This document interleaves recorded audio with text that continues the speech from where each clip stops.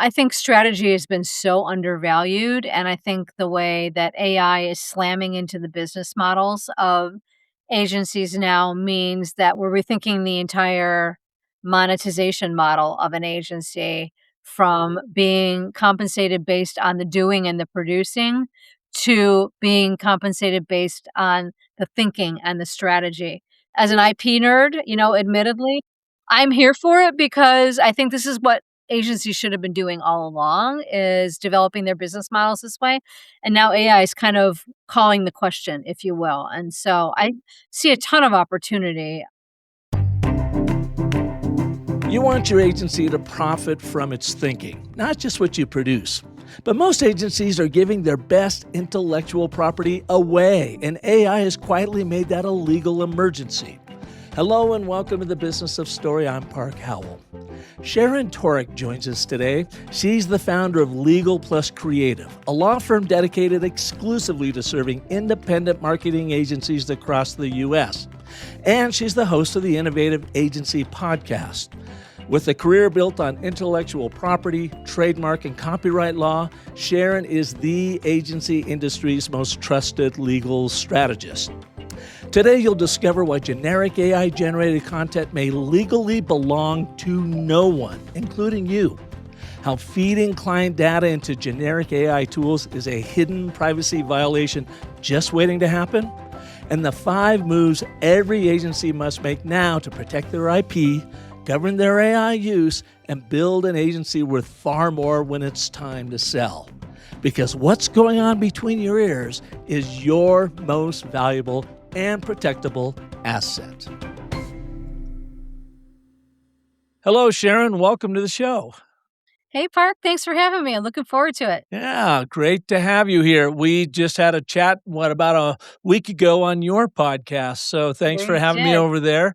Can't wait to be sharing both of these shows with our respective audiences. And today we're going to really dive in and talk about the AI world in agencies, because you do a lot of work with ad agencies and marketing consulting firms around the world. And what you are seeing, with the legal ramifications of it. Plus, we're going to also talk about some opportunities that agencies have to using your services and thinking IP and protecting that IP and what it could mean to them for additional lines of revenue, right? Yeah. So we're covering a lot. Let me ask you. I'm ready. We're ready. We're fortified. Why don't you give us a quick little backstory about how you found yourself or, in this niche of working with agencies in the IP world, the legal world? Yeah. Yeah, I never I feel like, it's the same story a lot of agency owners tell, which is that I never expected to have a law firm focused on serving marketing agencies, but I started my career and got a lot of, high quality and deep training in intellectual property law, a lot of trademark and copyright work. And that eventually, I'll collapse the story a bit. That led me into doing a lot of work directly with marketers who had a lot of IP related issues and who still do on a day to day basis.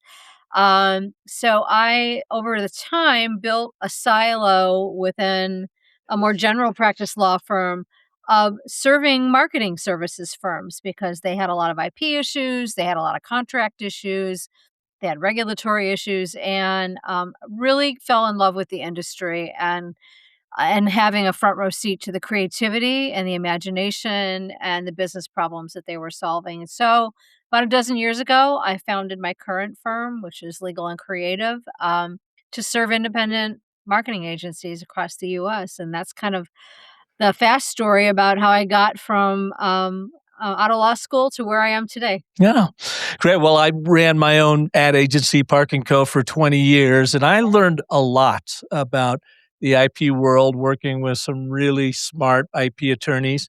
And that helped not only protect our agency, but also helped us create products that we could then license, products in the way of campaigns that we could then license out throughout the world. And one of the things that really woke me up is it's one thing to protect IP, maybe a trademark or a logo or whatever, but you have to then vigorously protect that. If Right. someone goes out and takes your mark and you don't do anything about it, or they take something that you have copywritten and do nothing about it, then you actually lose, as I understand it, the ability to protect that IP. Can you talk a little bit about that? Because I think that is lost on a lot of people. Yeah, it's not a set and forget strategy. I mean, the beauty of IP is what it can do on the top side of your business, and the dues, if you will, that you pay along the way for that is not only in vetting it before you adopt it and put it out into the world to make sure you're not conflicting with anybody else's IP, but then, taking the measures to protect it, and then monetizing it appropriately in a way that maintains the legal integrity of it, but also gives you marketability and revenue earning potential. And so it is an exercise that never really ends because you have to remain vigilant. And to your point, if you're not vigilant about protecting your intellectual property, and you don't monetize it the correct way, then you can eventually lose your rights over time, which sort of defeats the purpose of investing in developing it. Yeah, yeah, and I've heard people that have spent, $10,000 on patents or more and all that work, and then they told me, "Wow, Park, the real expense wasn't getting the patent, it was protecting the patent." So, Yeah. once it gets out there, people might come along, try to take your ideas, and they do it a Yeah, well, lot. not only that, but well, another scenario that agencies frequently find themselves in is in new business development when they are, the table stakes are frequently displaying some of your ideation in a tangible form. It used to be storyboards, now it's, videos and things like that, or software programs, whatever it might be. But, not having an understanding in place in writing with your potential new client before they're a client puts, the use of that IP at risk. And another example is, you knowing of or discovering infringements along the way and then not taking prompt action on Mhm. them or treating one person differently than another. You've got to be consistent and also, stalwart about protecting. Yeah, in your show, we talked about a program that we had put together, a water conservation program called Water Use It Wisely, and we built this back in 1998, and it is still running today in Arizona, but we licensed it as an agency, and then, we protected all of our IP as an agency. We were owning those brands, and then we licensed it to over 400 private public entities around the country, and it became the fastest growing water conservation campaign literally in the world back then. And I had learned too that just what you said there, that we had to really stay on top of how these different entities were using the campaign, and Mhm. even would have to bless the use of some of it so that it didn't go astray from protecting the brand. What are some of the big things that you see, the mistakes that agencies are making right now, by either not protecting their IP or not leveraging that protected IP for business growth? I love this question, and I loved that we had the opportunity for you to share your IP development story, which is now one of my favorite examples.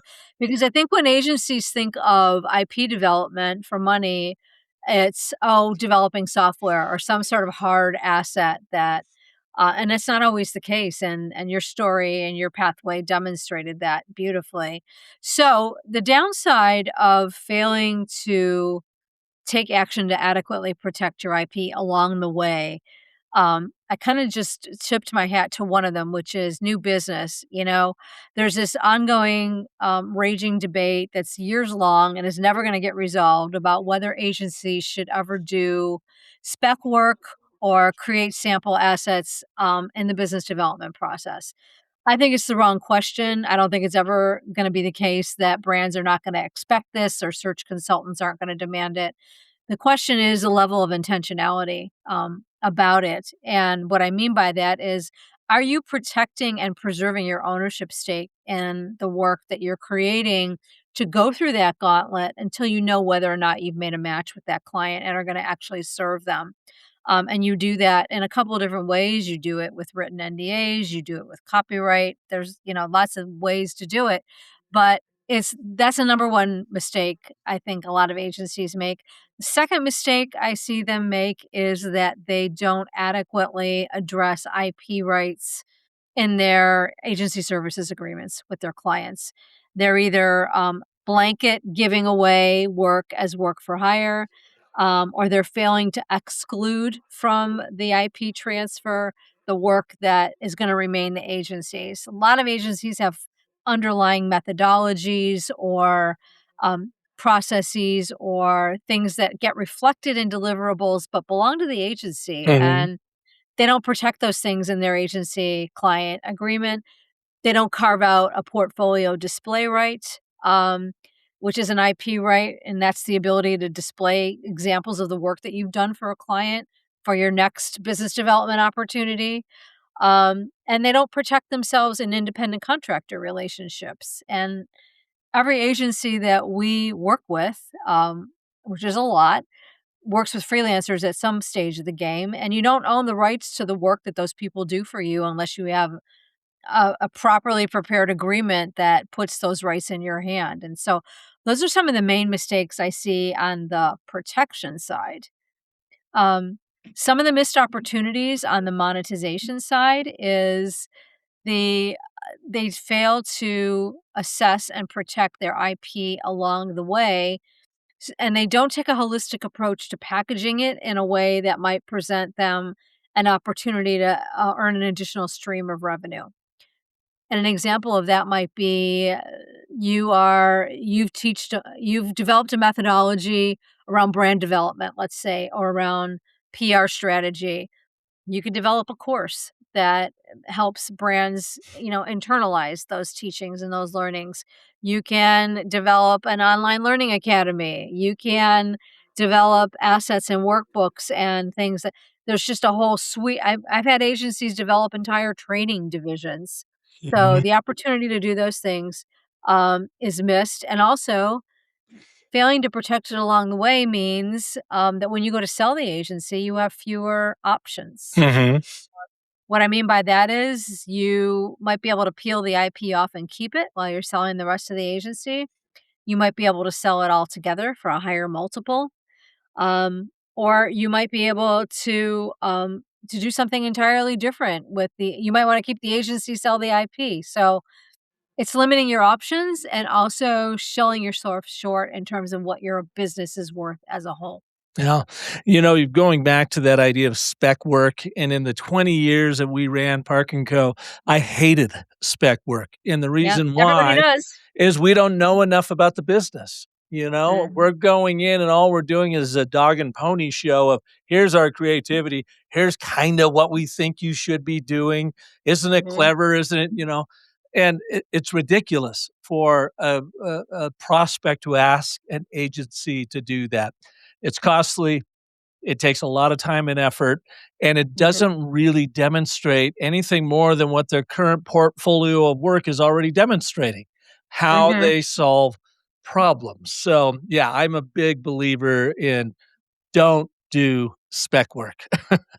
'Cause Well, I have an obvious opinion about it from just a pure IP point of Mhm. view, but I have to tell you, this is a debate that's been raging for years and years.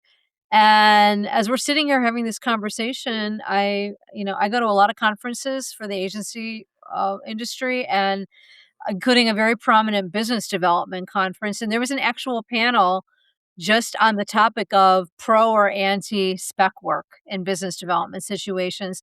And there were as many people making arguments for doing it as against. And so, again, I think it's the wrong question. I think the real question is, are you being intentional about how you're doing it, why Mhm. you're doing it, who will own it, how much you're willing to invest in doing it? I think whether or not you do it's a personal choice for each agency. But it's never gonna go away Yeah. from the industry, I don't think. You know what I would do instead, Sharon? And What? I'm gonna take a page out of my dad's playbook. Now, my dad was not in the advertising world. He was a civil engineer, ran a heavy construction company out of Seattle, Washington called Constructors Pamco, and they specialized in tunneling, repairing and building dams and that kind of thing. Mhm. One year, and we're now circa 1980, in eastern Washington, outside of Wenatchee, they had put a bid out for a flume. This is a canal that went alongside of a hillside there that took the irrigation water to all of the apple orchards and peach orchards and Bing cherry orchards all along the Kashmir Valley there. The Mhm. trouble with what was there is avalanches, rock slides would wipe out portions of the flume that have to get repaired. And so they let a bid out that said, we are going to rebuild this out of concrete so it won't be as likely to wash down, the side of the mountain.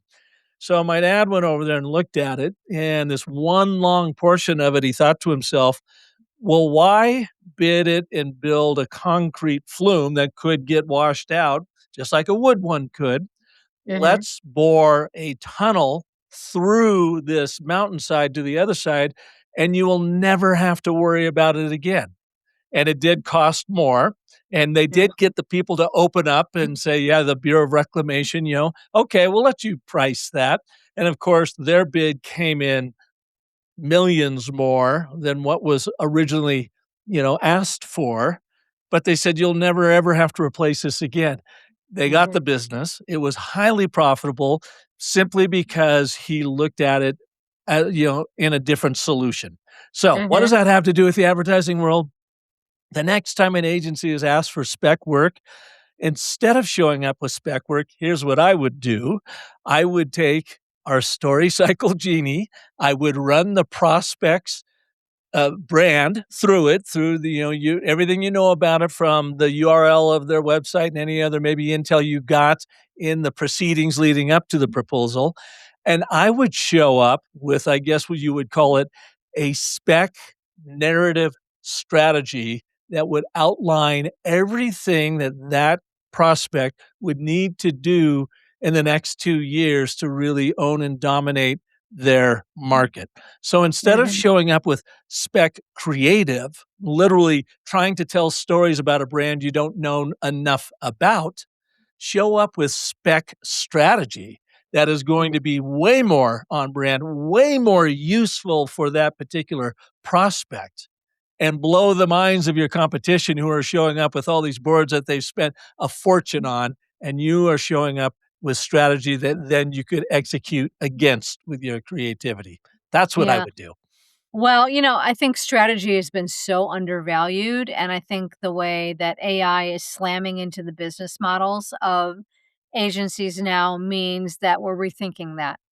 And we're rethinking the entire monetization model of an agency Mhm. from being compensated based on the doing and the producing to being compensated based on the thinking and the strategy. So I hope that we're making a healthy move towards that direction. I'm encouraged, and as an IP nerd, admittedly, I'm here for it because I think this is what agencies should have been doing all along, is developing their business models this way, and now AI is kind of calling the question, if you will, and Mhm. so I see a ton of opportunity, and, your framework, I was blown away by, watching putting our brand through it, and, I was pissed off a little bit at some of my scores, but, I suppose that that's probably not the first time you've heard that from a Yeah. customer or client. Yeah, that's true. And, Yeah, to your point, and this AI actually, and we're going to talk a little bit about the legal ramifications of AI and what yeah. agencies have to get themselves prepared for,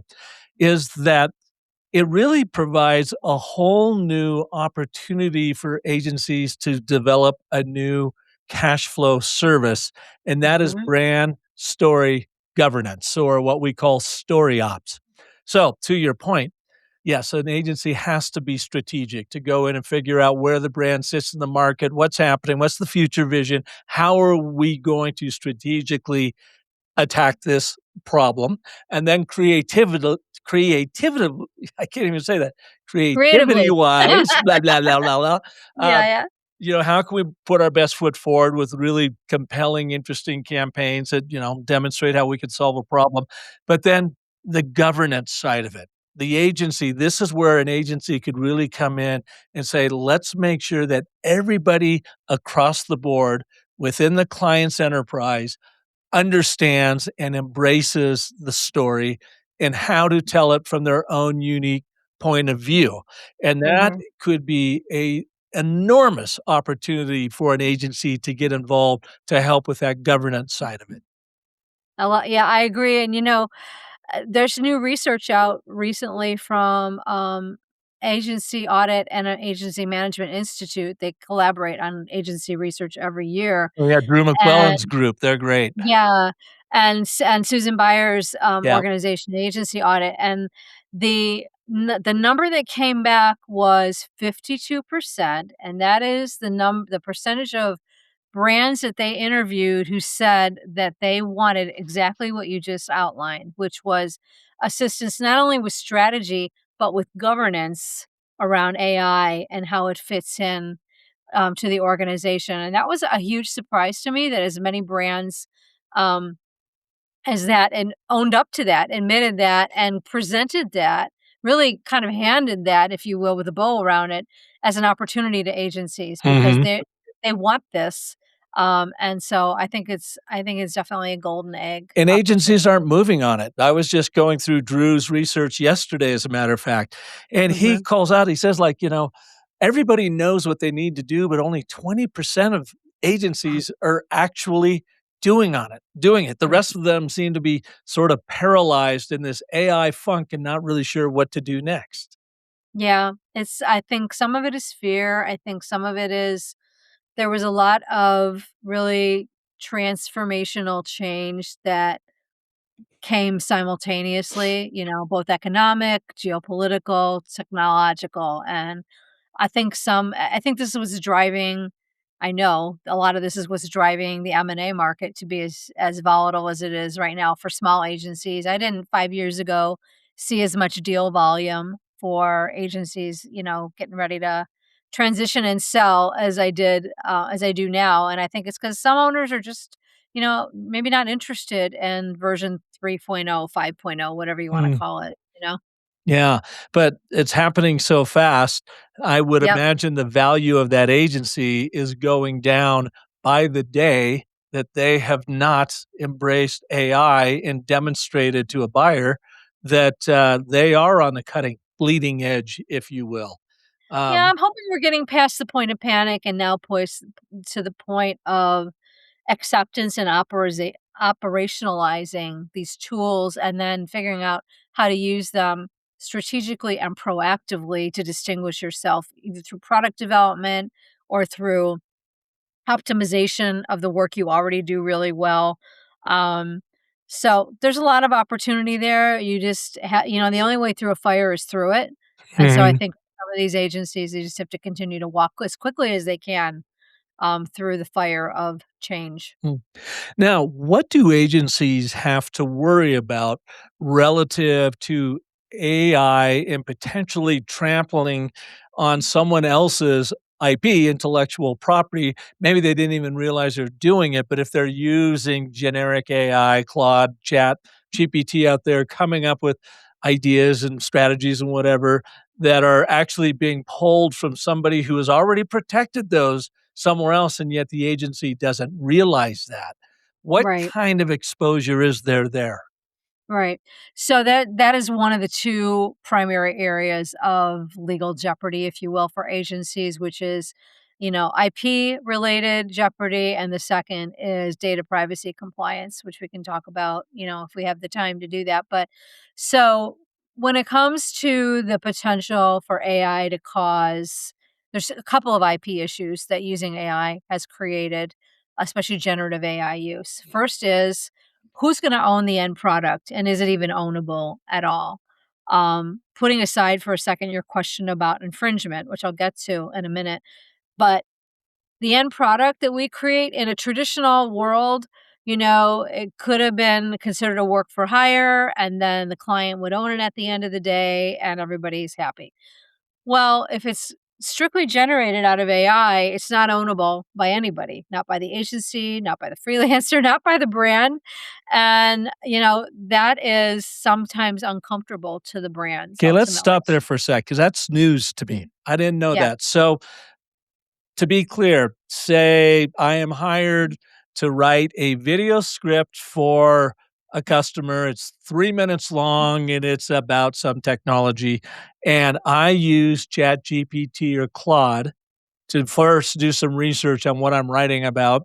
And then it writes it for me. And then I come in as the chief copy editor and I tweak it and I make sure it's in the client's voice and so forth.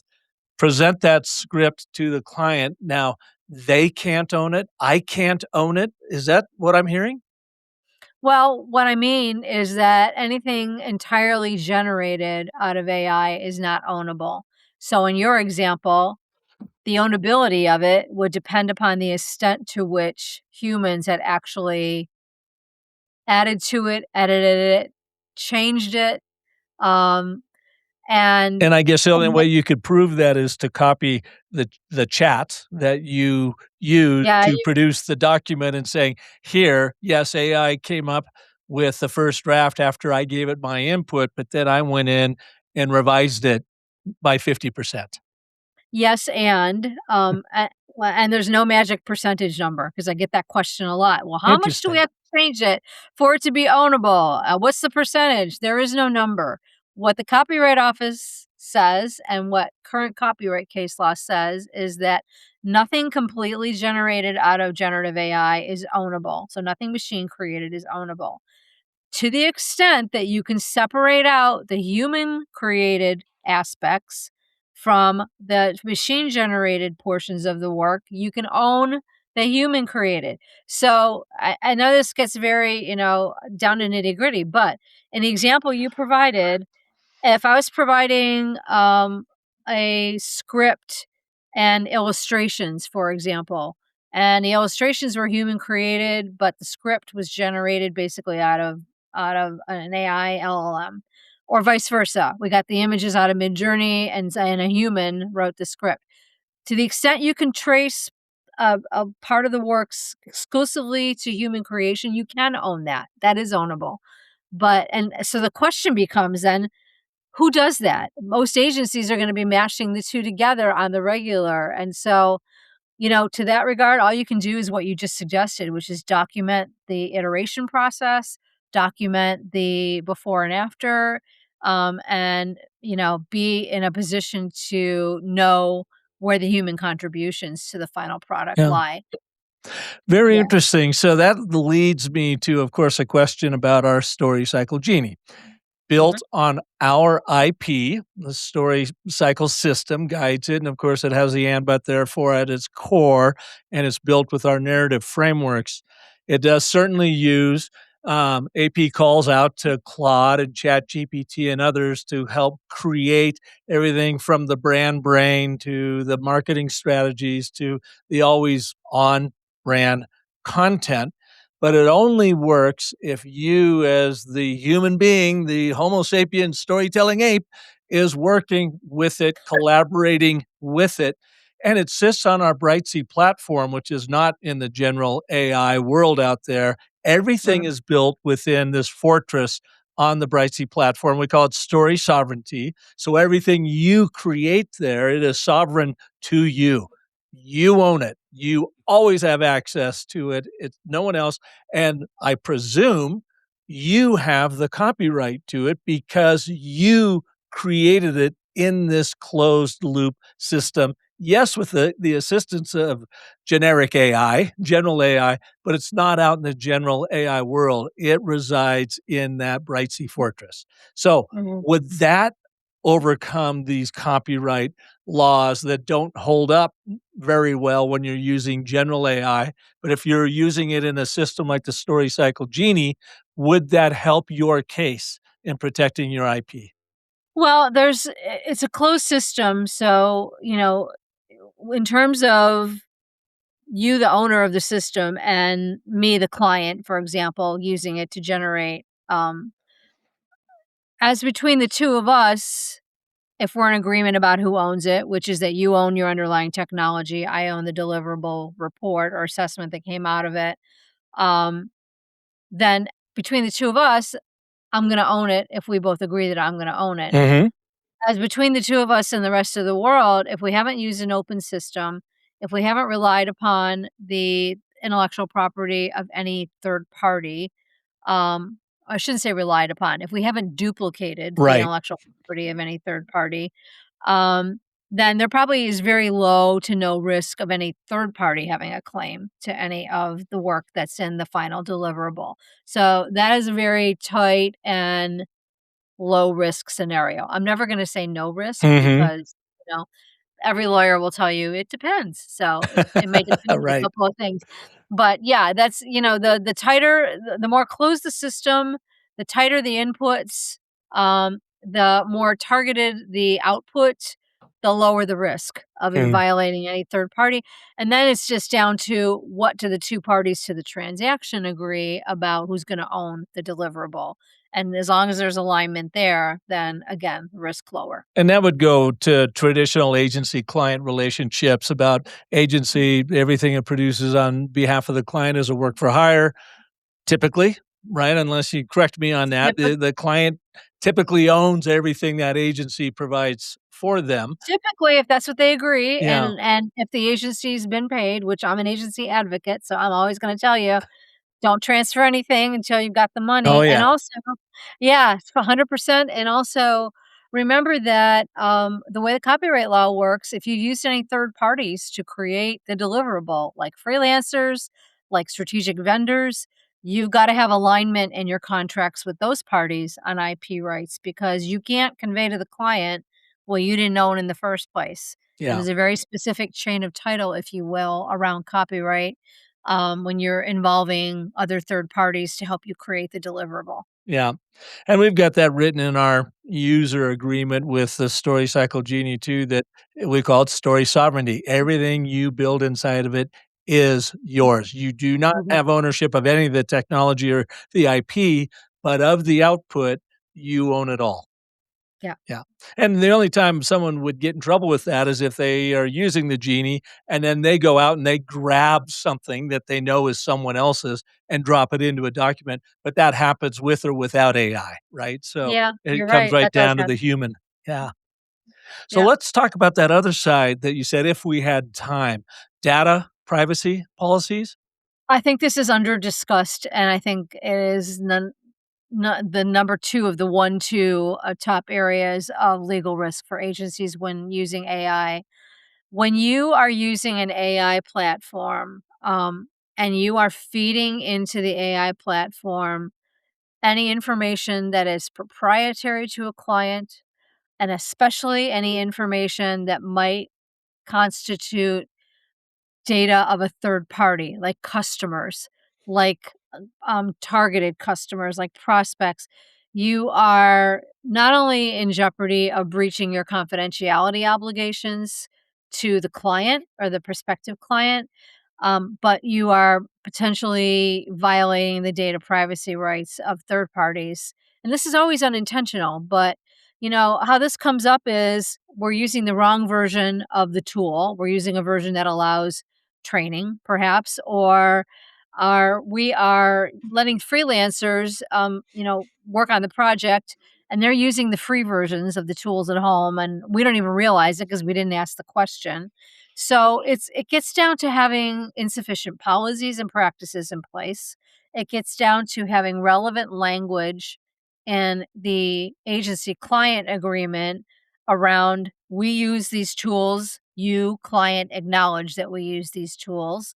Um, you know, abiding by the confidentiality provisions of the agreement, but then also having crucial conversations between agency a brand and brand around what are your policies at the brand around, AI usage? What tools do you, prohibit us from using? What use cases do you not want us using AI for? Which information that you've provided to us are we allowed to feed into AI? And, by the way, brand, which data and information that you're giving to us was AI generated in the first place. We're not thinking about that very often, but it's using information and data in a way that could cause agencies to breach their privacy promises and their confidentiality obligations. And I don't think agencies are thinking about that often enough. Wow, it This sounds was like AI has opened a whole new can of worms in that area because that's something I hadn't thought about either. You get an assignment from a customer and they give you the intel you need to execute on that assignment. And then you're working with Gen AI, Claude, or whatever, give it that intel and say, help me create a strategy or, some content around this. You have just inadvertently right, exposed yourself by giving away a client's information to the world, to the bots. right, Wow. exactly. Yeah. Exactly, and it's always the key word is unintentional because none of us are doing this on Right. purpose, Right. but it's the result of inadequate training, inadequate policy making, and socialization of those policies within the agency, and also just either the reluctance or just the haste involved in not having these conversations with the clients, and Mhm. some agents don't wanna do it because they don't want to create alarm, or, had have to answer too many questions about, the time savings involved in using these tools or the originality of the work product because of using these tools, so they don't have the conversation, but they're avoiding a huge opportunity, in my book, to educate their clients because a lot of times their counterparts at the brand are not really thinking these issues through either, because it's not Mhm. their job on a day-to-day basis as a corporate marketer to be thinking about this stuff. So, so they're not having the conversations, and I think that's one of the primary risk areas that agencies face on this issue of privacy is they're just not talking about it and Yeah. confidentiality too. I had a Genie user just the other day reach out to me and and it probably was, driven by the same sort of sentiment. He's an agency that does a lot of work with large associations, helping Mhm, associations with fundraising and other means of getting revenue versus just membership dues. And mhm, he asked me, he goes, if I put in a customer list inside the Genie, is it protected? And I go, yes, you are the only person that can see it. The only other person that can see it is me if you gave me permission to go in and look at your account because you're having a challenge with something. So it is mhm, locked down, protected there. And he said, and then number two, if I provide the Genie with this intel that the customer gave me about this direct mail campaign that they are going to be doing, can anybody else access it? And I said, no, no, it literally resides in your account. Gen AI can't get to it. Nobody else can see it but mhm. you. So we've got a protection built in there that I hadn't really even thought about on the harsh legal reality of it. Yeah, well, I am gratified and fortified to hear that the agency owner was asking those questions Yeah. because not everybody would, or if he had delegated that to somebody on his team who wasn't thinking, about that at the big picture level, then that might have been an opportunity missed. So I'm glad that they were asking the question. Yeah. What have we not covered that an agency principal really needs to pay attention to, especially in this age of AI?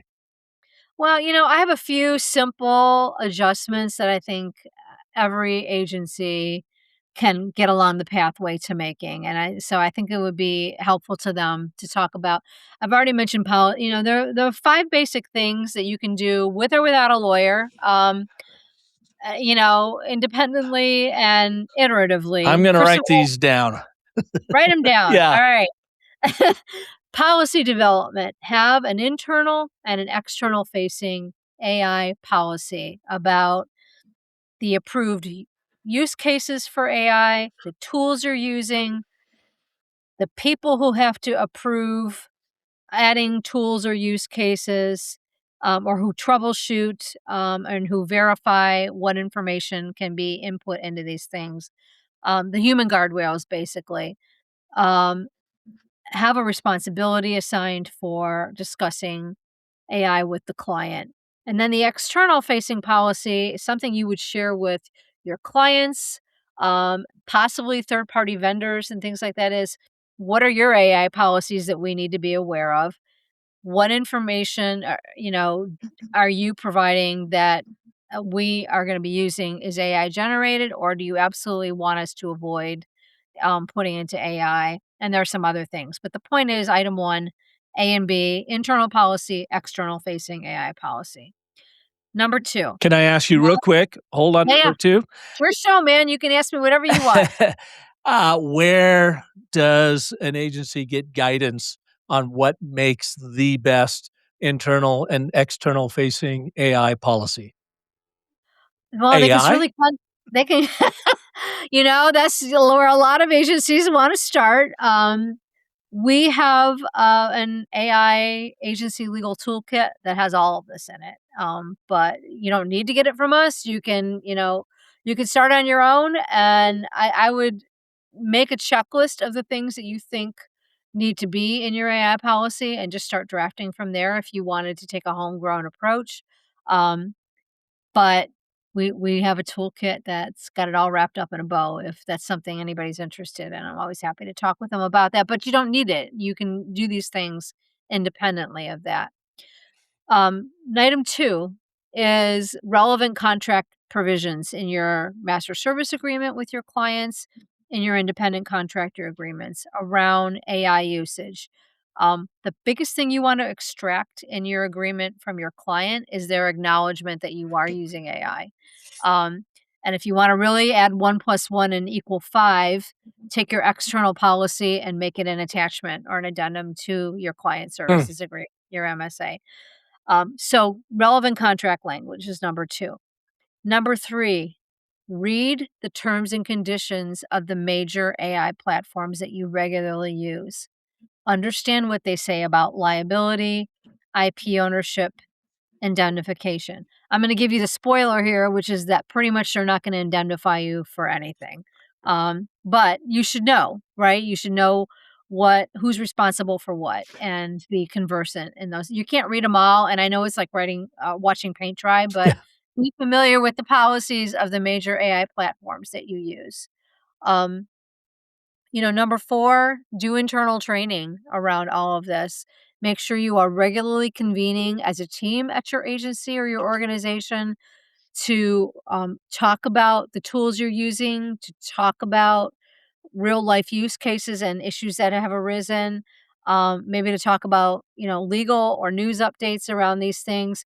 This is a fast moving target, and it isn't going to be static. And so things that are true now may not be true 9 months from now, or might not be the most recent truth, if you will. Mhm. So regular socialization and training around the business risks and legal risks around AI. And then 5 is really take a look at your insurance stack as an agency, because in addition to all of the practical things and the legal things to do, risk management comes in many forms, and having an insurance stack that consists of good general liability insurance, good errors and omissions insurance, and good cyber insurance. There's no AI specific coverage right now, or AI specific policy, but having these other three knit together is the best, belt and suspender approach you can take for limiting your liability exposure when you're using AI to do your agency's work. Yeah, we always had the errors and omissions insurance when I was running Park and Co. If I were still running that today and having that insurance, would I have to look at it anew through the lens of AI? And I would imagine my insurance broker would help me with that. But does standard errors and omissions still work in this age? I think it works. Well, my qualified answer on that is that I think it could work to the extent that it's the kind of claim that errors and omissions would have traditionally covered. For example, traditional advertising injury coverage in an E&O policy probably extends to unintentional copyright infringement. It probably extends to accidental trademark infringement, those types of things. But it's not going to cover anything that is specifically hinged on using AI. It's going to be the tool made me do this thing that created this liability. And expect carriers to fight back hard on it because that's what insurance carriers do, right? Mhm. They look for reasons to not pay claims. So, but the best thing you can do is stack the coverage reasonably because, an average small or mid-sized agency doesn't have a lot of extra dollars laying around to pay premiums, but general liability, errors and omissions, and cyber liability, those 3 things together are gonna be your best web, along with good contract language and the other things that we talked about, to limit your exposure. Hmm. Wow, it really is opened up, as I mentioned earlier, a whole new can of worms for agency principals to get their head around this evolution of technology that is really a revolution, if you will, but is changing the dance floor on how agencies work with clients and how to protect themselves and their clients from inadvertent copyright damage. Yeah.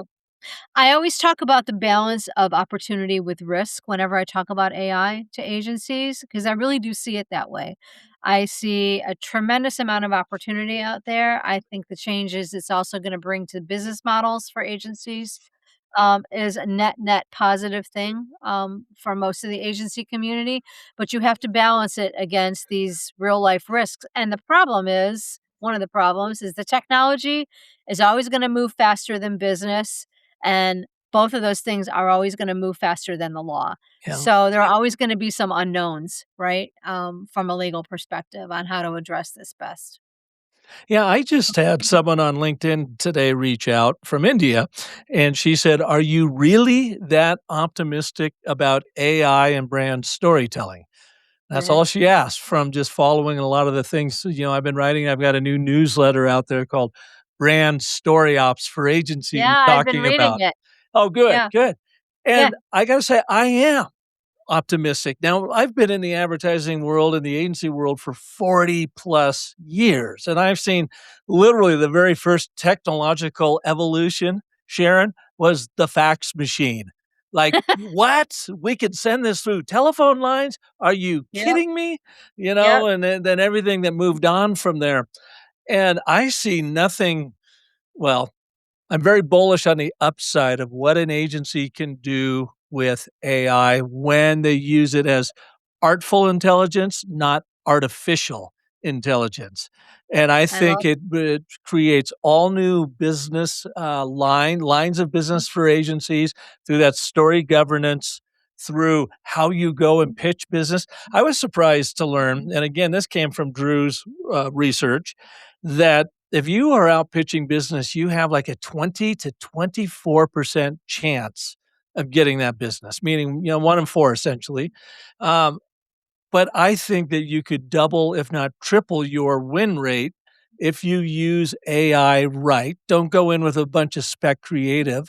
Go in with spec strategy that I've seen that we've been able to build through the Story Cycle Genie and lay that in front of a client and say, here's food for thought. This is not the end all of what needs to happen, but it gives us this basis on which to get you and your campaign to market way faster, way less expensive, while the agency still maintains the margins in doing all that with the yep, same headcount that they have to be even able to handle more work. Now, if I was still running Park and Co., I would say that is a dream come true.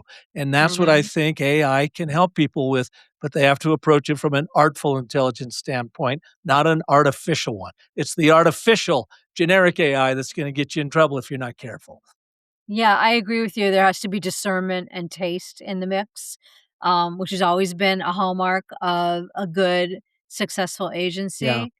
And there has to be openness to the abundance. This takes an abundance mindset to some degree, and that comes down to what's between the ears of the individual running the agency, right? And you cannot manufacture that with an LLM. That's got to be your belief, verified, obviously, in your with the numbers and the technology. But I see a lot of opportunity there, and as I've said, I am here for the change that this is going to force on agencies to think. Um, more critically about the value of the thinking that they do, because it's so powerful. It moves economies, it moves cultures, it creates social change, and um, you should be building your business models with that mindset, I think. Think outside the bot is what you're saying. You said that. I Wah, didn't say wah, that. wah, wah. You know, I had a boss that I used to work with when I was a young copywriter working for an agency, and it was a small agency, so I was also an account guy and a strategy guy and sometimes a Mhm, media buying guy, you know, mhm. as you do in those small agencies. And one time we were coming back from a client meeting, and apparently I was not listening very well. I was eager to jump in and share my ideas without really hearing the whole customer input. And he Yeah. called me on it on the way back. I felt horrible, number one. I'm like, oh my God, did I really? Oh, I'm so sorry. And he said the best line. He goes, you always have to remember, Park, that our clients pay for what's going on between our ears. Mhm. So we have to 100%. use them. He was right. I love it. That's Yeah. very wise advice. Yeah. I agree with that wholeheartedly. I've loved that. Well, Sharon, this has been awesome. Where can people learn more about you and your services? And if they want to get their hands on that guide that you talked about to help them start pulling together their legalese around AI, where should we send them? Well, thank you for having me, first of all. I'm excited about our crossover episodes. So a couple of places, we are legalandcreative.com. You can reach out to us there and learn more about our agency toolkit on AI. You can come to the Innovative Agency, which was my podcast for marketing agencies, which we've been doing for quite a while. And I'm very active on LinkedIn, so I'd love to connect with you there as well. It's Torek, Toerek. Awesome. And we'll have all those links in the show notes, of course. So Yeah. this has been great, Sharon. Thanks again. I really appreciate your time and your insights. I learned a lot today. Thank you, Park. It was a pleasure to be here. I appreciate it.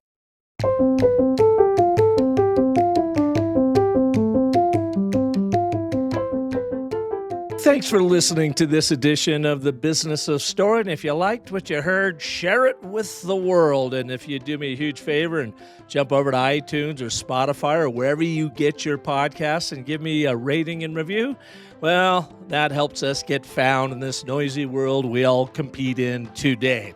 Now, I hope you're going to join me next Monday when Rain Barrett is going to be here. We're going to talk about his new book, The Chief Storytelling Officer, and how to operationalize your brand story across your entire enterprise so that you can avoid and even stop narrative entropy in its tracks. You're going to want to be here for that.